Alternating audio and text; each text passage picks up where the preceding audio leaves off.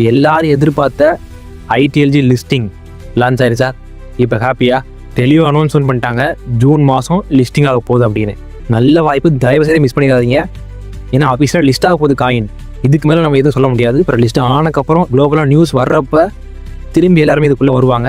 அந்த இடத்துக்கு போவேன்னா எவ்வளோ இன்னாக்டிவாக இருந்தாலும், நம்பிக்கை இல்லைனாலும், கிரிப்டோ நாலேஜ் இல்லாட்டினாலும் இன்னும் ஒரு மாதம் நான் சொல்கிறத கரெக்டாக ப்ராப்பராக பண்ணி 6 மைனிங்கே கரெக்டாக பண்ணுங்கள். ரிசல்ட்டை நீங்களே சொல்லுவீங்க, நான் சொல்ல மாட்டேன். டக்குன்னு அப்டேட்டுக்குள்ளே போயிடலாம். இப்போ முதல்ல அந்த இன்ஆக்டிவ் யூஸருக்கான அந்த அப்டேட்டை பார்த்துடலாம். இன்ஆக்டிவ் யூஸர்னால் என்ன நினச்சிட்டு இருப்பீங்க அப்படின்னா, இதுக்கு முன்னாடி ஒரு 10,000 காயின் இருந்தாலும், 50,000 ஐடிஎல்ஜி காயின் இருந்தாலும், 1 மாதம் 2 மாதம் ஃபுல்லாக இன்ஆக்டிவாக இருந்தீங்க அப்படின்னா அந்த எல்லா காயினுமே 0 இருக்கும். அப்படி தானே ரெக்கவரி பண்ணுறது என்ன பண்ணணும் அப்படின்னா, நம்ம டீமில் நிறைய பேர் பண்ணியிருக்காங்க.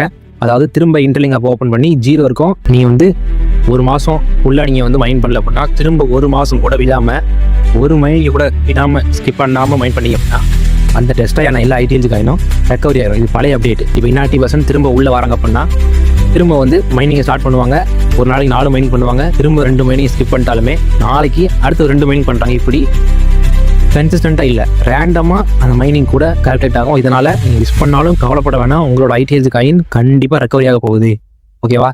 அதனால் இன்னாக்டிவ் ஆனவங்களுக்கு சூப்பர் சான்ஸ், மிஸ் பண்ணிடாதீங்க. 1 மாதம் இருக்குது, உங்களுக்கான வாய்ப்பை நீங்களே கிரியேட் பண்ணிக்கோங்க. அவ்வளோதான்.